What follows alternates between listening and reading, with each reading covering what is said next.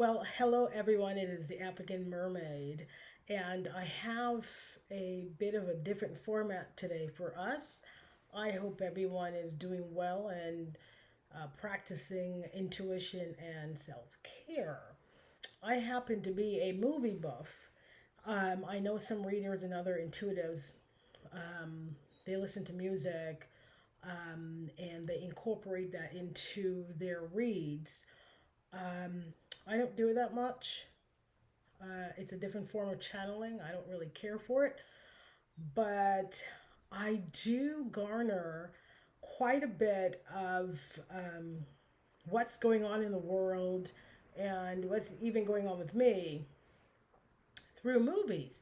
And I don't recall the title of the movie, but I will title this read No Second Chances. And this is why.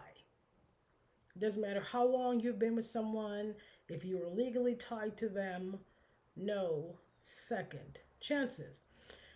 So the movie took place in the 1980s in the U.S. in the Midwest, and there's a couple. They had five or six little ones, um, and the husband felt, I don't know, perhaps he felt that he wasn't making enough, or he wasn't where he wanted to be in his life, and he certainly took it out on his wife and little ones. And she had had enough, and when you have enough, God will show up and say, okay, what would you like to do next? And she was a waitress. Um, she she took her little. She did not have a vehicle, and she went around to a bunch of different places. Um, she says, "I need to find a job. I have these little ones." It's in the middle of winter, and she finally found this place. It was about the next town over. I think somebody gave her a ride. Um, she left the kids with someone, and she was planning her escape. And it's sad that one will need to escape their marriage, their connection. She finally found someone the next town over that would rent. She did have a little bit of money to put down. She had no beds. It was a mess. But she was determined to not be with someone who was as disrespectful and physically, emotionally, and verbally abusive as a person that she said to death do us part with. And so off she went. She found somebody to. I'm recording. So she found someone that could that had a truck that could deliver the kids' beds, and it was a little two-room place, but it felt like heaven, right? And she fixed it up to the best of her ability. There was no heat. There was no heat there, and this is like in the Midwest, in the middle of winter, and this woman would walk miles. She had to walk miles to um, register and transfer their schooling, and then she had to walk miles to. She finally found some place um, where she was able to get a waitressing job, and he thought he left her for dead. They had a quickie divorce. He filed for divorce. He said whatever, whatever. She said she didn't want anything, or he had the money for an attorney, and I don't know. You know, it wasn't enforced in the 80s. He knew, he may have been, anyway, he knew a lot of the guys on the police force, and whatever order was set, it was never enforced. And so, whatever $40 he was supposed to send for five children a month, he never did, and she never asked him for it. And she started fixing up the place. The children had some behavioral problems when they were, living with their dad. That started to even out. You know, they miss their old friends, but they started to, adapt, as children are so wonderful and they do. She was starting to make friends. Um, She can go out now. She didn't have to wait for the other shoe to drop. And she started going out just a little bit, not much. Again, she didn't have a vehicle, right? So somebody had to pick her up. But she started to look a lot happier because happiness from the inside. Stress, you can look it up on the internet, but it's so beautiful that studies have shown what stress does for us on the inside, right? Anywho, she there was a gentleman in town. She didn't anyway. He was attracted to her. He liked her, and he saw how hardworking she was, and that she was actually a special person and a great mom. And and when someone says, "Oh, you'll never find anybody with two kids," um, she had five, and he loved her anyway. Not anyway. I mean, of course. And he started to help her out. He found out where she lived. Um, and I still, even though he's a nice guy, men have too much access to women in every way possible.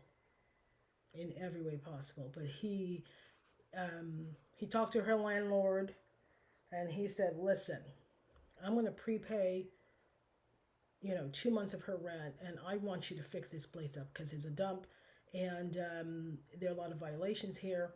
I have an eyelash. There are a lot of violations here, and I think the guy worked for the city. He's like, "If you don't fix this place up, I'm gonna shut you down." So guess what he did? He fixed it up. He's like, I think she mentioned something in passing to him. He was like, why are you guys so cold? He was like, "Well, there's no heat in my apartment." He says, "What?" Like, it was like Minnesota. It was like below 20 below. These children are huddled up in sleeping bags on top of their mattresses without heat. That is criminal. Talk about slumlord.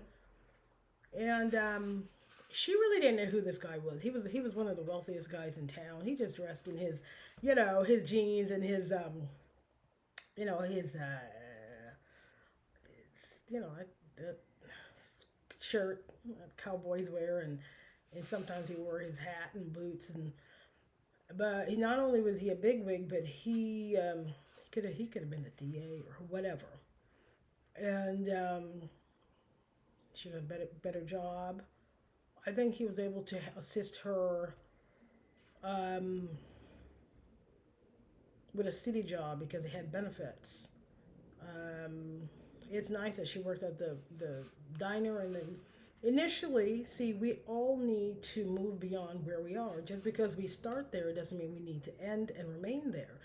She started at the diner restaurant, and it made sense. She needed a job right away, and they also allowed her to take home food, so it was a plus plus. But as time went on, she needed more money. She needed days off. She needed PTO, and she needed benefits, especially medical with five little ones, right?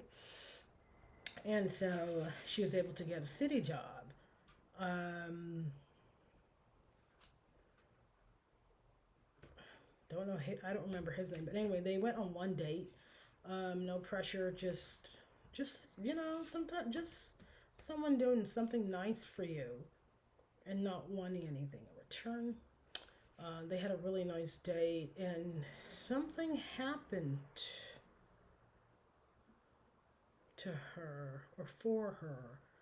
Um, I don't know. I think she used to make cookies, something like she used to make cookies. She's a really good baker or something, right? And she started selling cookies around town, and someone liked it anyway. So she opened a side business where she was making cookies, and it took off, and she was in the local newspaper. And here comes the ex-husband. Oh no, she's starting to make money, and she had lost a little weight, and she looked just as beautiful as the day he met her. He was just too stupid to recognize it. And she has not a hello or a handshake, not heard from this man for 4 years. Their oldest two were just about to graduate high school. Not a birthday, not a Christmas, nothing. He comes in his old pickup truck. Again, it was a small town, and so the guy she was dating, she always said, "Oh yeah, he has that old nasty pickup," and she described the pickup, and she also described him. But again, he was police, and again, access. He had looked up the ex-husband, so when the ex-husband rolled into town, he knew exactly who he was. He knew his license plate, and he followed him. And sure enough, he kept his distance. He found he also the ex-husband also asked around town about her, and people gave up information. Oh, she lives out there past the when you see that windmill in the silo, make a left. She didn't ask you to get. It could have. It literally, as I will continue, could have cost her life. He came out there and he thought she was rich and living it up. The woman just got heat a couple months ago, and he came out there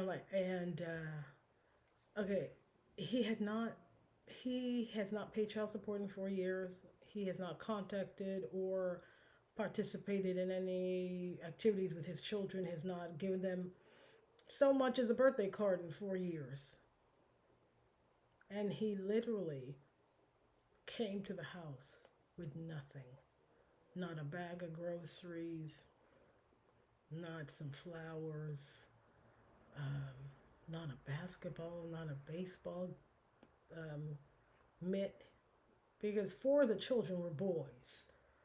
You know, you don't think they need a father.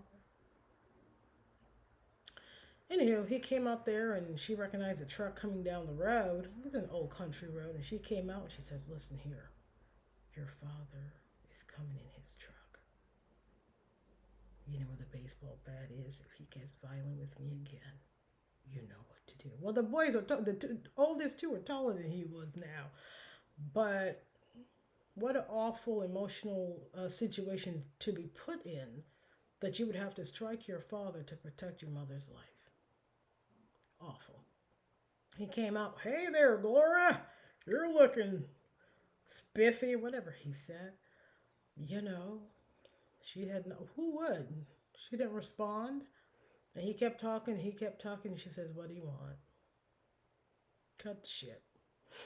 you know, I won't allow you to waste not a second more of my time. What do you want?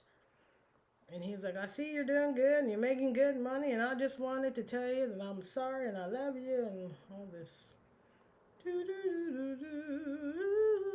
All that kind of stuff. BS.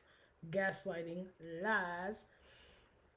And she says, "I'm not interested. Please turn around, leave this property, and go in the way you came and never contact me again. I don't ever want to see you in this life." He thought she got too big for her breeches. She's talking back. She's sassy. She's out of place. And he was going to smack her around a little bit. Well, I don't think so. The sheriff showed up within 3 seconds. The sheriff was parked just not even down the road, just on the side of the road. And he was getting ready to hit her. I think she turned her back on him because she said, "Turn around and leave. There's nothing else to say." He was going to strike her with her back turned. What a coward. And he went to lift his hand, and the sheriff caught him and says, "I don't think so, partner." I love it. I love that movie. And he didn't arrest him. He says, "I won't arrest you, but I'll tell you what. If you ever come back in this town, I will arrest you. No questions asked. Now get your ass out of here." And the two oldest boys saw their father smack their mother around almost all their lives, and they had a lot of trauma. They played hooky from school quite a bit. Um, they got into a little bit of trouble. They did go to juvie, but they never went back. And the other kids did. Is when mom's relaxed and she can function at her optimal, then the kids are good. And eventually, she and the sheriff got married. It took a long time for him to convince her to get married. You know, and he loved all the kids, and everything like that. And you could tell he really liked her. He coached the boys basketball team. I bet you did. Yes, indeed. He coached the boys basketball team. Love yourself.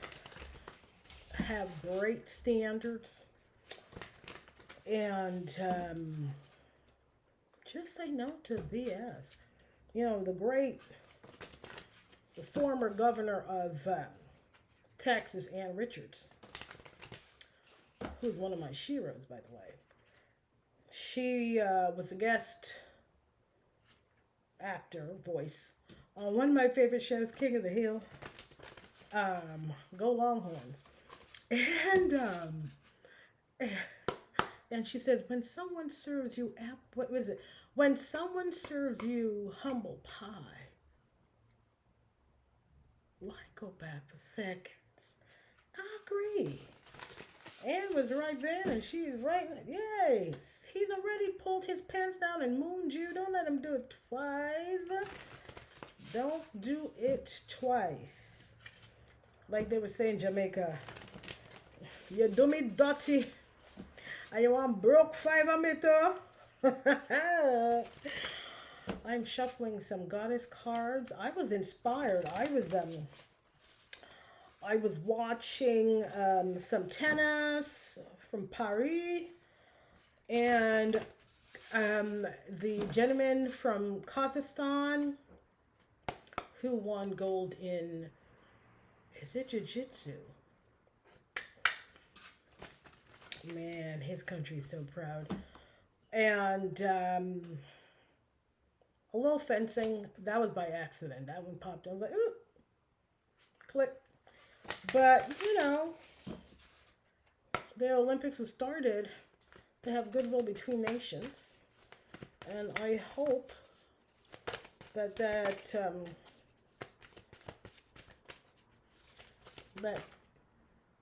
people are actually looking across at their opponents and seeing human beings and not some of the offensive descriptions of people, especially melanated people, that is so customary in their country. Yes, that you see fellow athletes and not just a Muslim or this or an African, or as if those things are derogatory, or gay person. I don't know. People have a lot of really weird conditioning that we need to get rid of. I love odd numbers. I'm a numbers person in general, anyway. And I pulled five. I can say okay. I'm going to flex a little bit.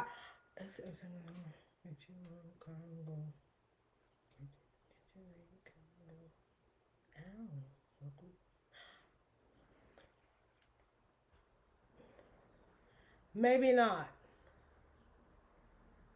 So the number 5 in English, of course, is 5. In Spanish is cinco. In Japanese is roku.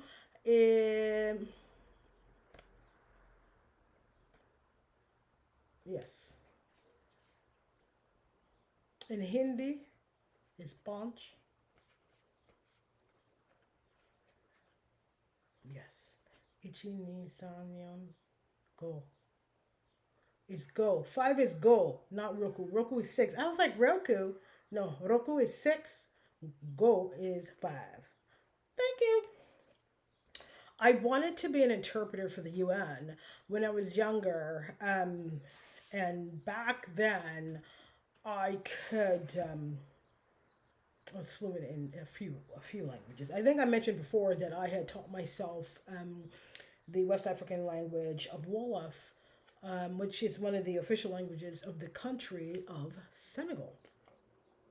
And by the way, if you happen as most of us do, enjoy the beautiful, you can look at the cards while I'm speaking here, enjoy the beautiful dish, rice dish of jollof rice. Jollof is a Senegalese dish that Ghanaians and Nigerians and Ivorians have adopted in their way, and everyone assumes that jollof rice is Nigerian. It is not Nigerian.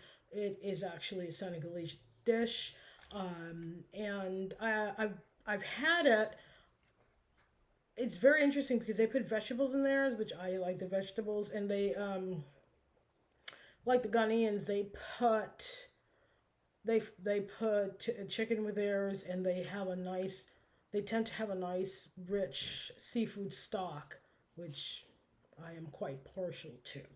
I just thought I would say that. So we have creation, passion. The first three goddess cards are creation. She's not wearing her glasses right now. Passion. Ooh. Fertility. Joy. And inner peace. Ooh.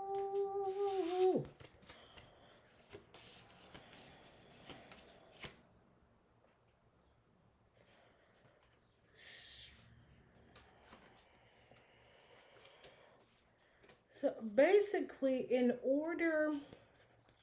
hold it at the top. Basically, in order to create, you must have a peaceful environment.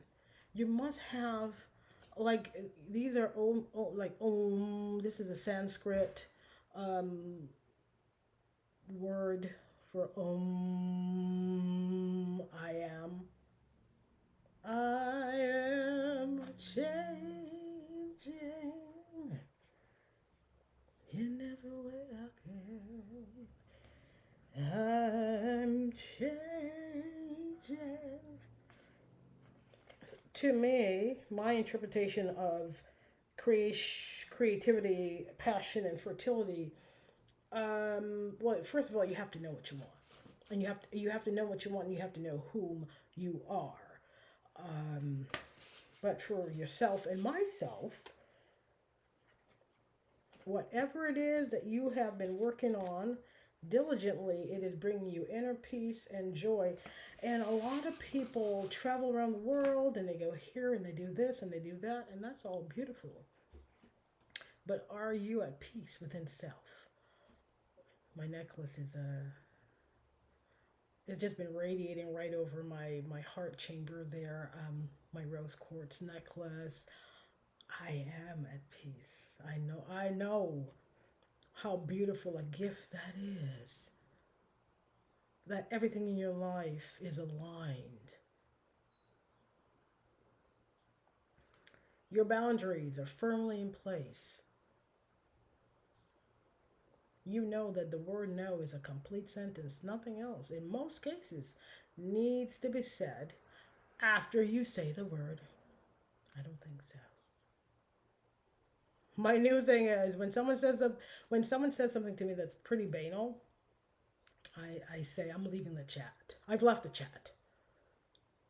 I don't have the bandwidth for this. No, I don't have the bandwidth for this. What else? I'm gonna pull a couple more.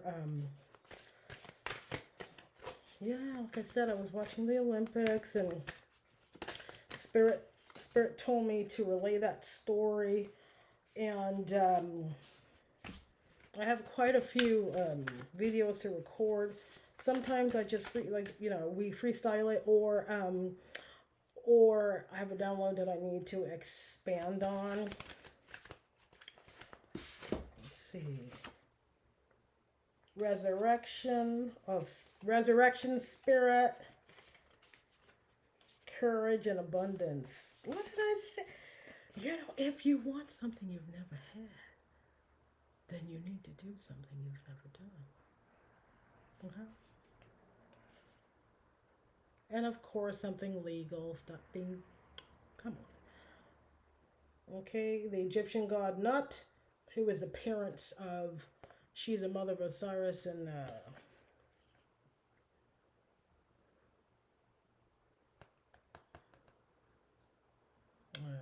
Isis. And there are two others. She had a lot of kids. I can't remember. And then we have Parvati, spirit. Parvati. So we see spirit and resurrection. You went through a spiritual awakening. And it's like, and it's interesting. Okay, so when you have a spiritual awakening and you are cast into the astral world, when your third eye opens, everyone in your life has a light. So when you're a positive person, everybody has a certain color light. There's like a number system, and people that are negative or they're haters or they're actually your ops. I don't know what it would be for you, but for me, when I was in the astral world, I'm like, oh my goodness, lie lie. It was quite interesting that there are a couple of folks. I mean, you always thought they were you always thought they were a little bit, but you cannot lie in the astral. You can't change it, and you just they have like they don't have pure light flowing through them. It's scratchy and itchy. It's like spiritually they have poison ivy or something like that. And they want to spread it to others. They're a virus. That's the best way I can. So in the astral world, people who are your ops, once your third eye opens, okay, once your third eye opens and once you trust yourself and once you use your intuition, ain't no stopping us now. We're on the move. Absolutely. Yeah, that's what they are. So your ops are viruses in your life, spiritually, energetically. They're seeping off of you because they have a sickness. They have a demonic attachment or they're low vibe, whatever the fuck they are. They are, they're, a lot of people may be around you because you have good light and being around you, um, they're able to use whatever energy you offer or they can in addition they tend to siphon because all they need is a little hit. I just need a little hit. I just need a little hit, and they can get through their day until they do something nefarious to somebody else and then they get knocked down. It's a cycle of foolishness. But the next goddess card is courage and abundance. Why would somebody downplay courage? Courage is strength. The courage to say no more. The courage to walk away. And the movie that the story that I recounted, listen, there are a lot of men that go through a lot of shit. I know I'm not the only one. So many men have been in really effed up connections. I heard about a man.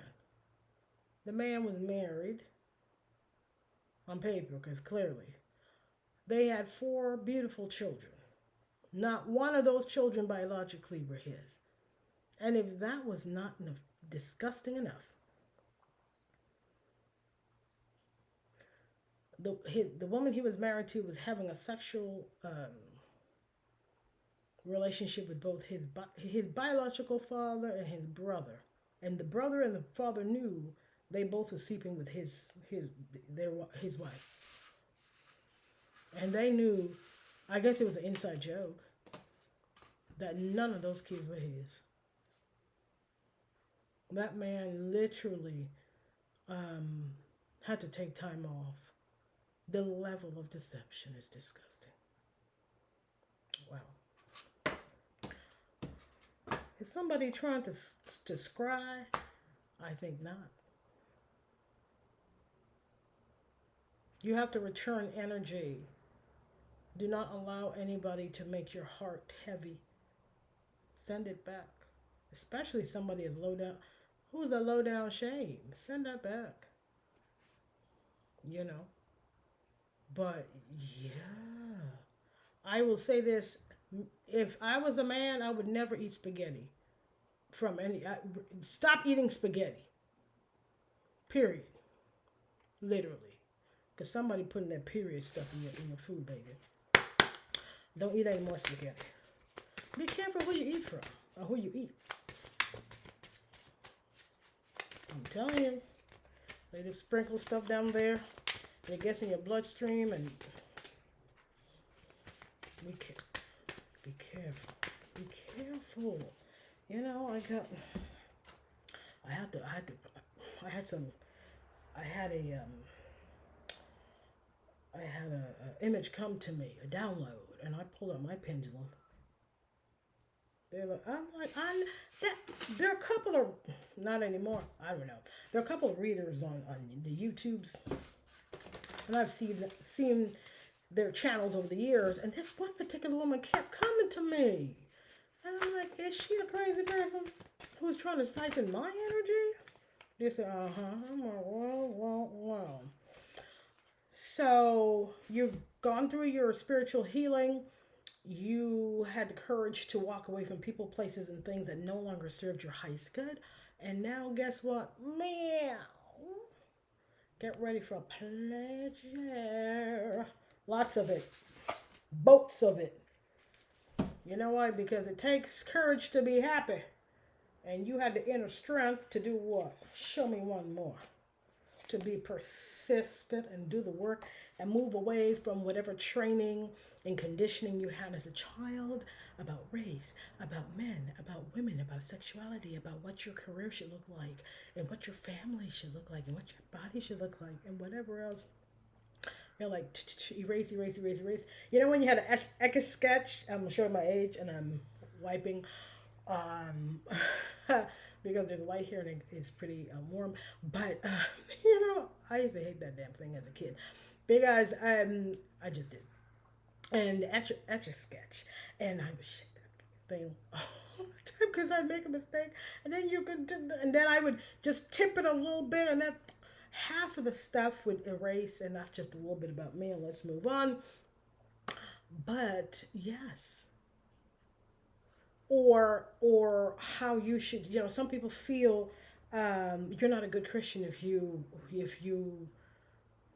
don't cover from neck to your ankles, or if you, some denominations don't feel that you should wear jewelry or makeup or whomever.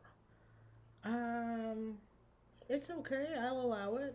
I make the decisions, and I allow it. I like it, you know. But that's what it is. If any of us want to be happy, we have to create our own manifesto for our lives and how we want to live and where we want to go and how we want the garden of our life to look like. Now, I've said a million times, they're going to call you weirdo and this and that and that. Those are control tactics because they're weak and the people in their lives control them. And some people feel, well, I'm not in a happy marriage, and I'm not courageous enough to change, to pivot and go into another career. Um, and you're doing it and you look happy, and I'm just going to shit on you and talk about you, and hopefully that's enough to boggle you down emotionally, and you'll just abandon what you're doing. Heck no. But you will be found out for the weak loser that you are. Now that is guaranteed. That's guaranteed. But, you know, a beautiful, courageous woman living in her truth, nothing's going to happen to her. Look at her. This one. A wise lady with her shield up. Yes. You see that owl on her shoulder? That owl is her connecting with her spiritual team, and we will end on Yemoja, also known as Yemiya. Yemiya, here she goes, the mother of the sea. She is a mother of Oshun and Oya. Okay? Yemaya is a mother of the ocean. She is the mother of Oshun. She is a mother of Oya. I will leave it there. Do not allow anyone to dictate for you what's best for you. If everybody wants vanilla and you want pistachio, eat your pistachio. If you've always wanted to live in fill in the blank, then do so.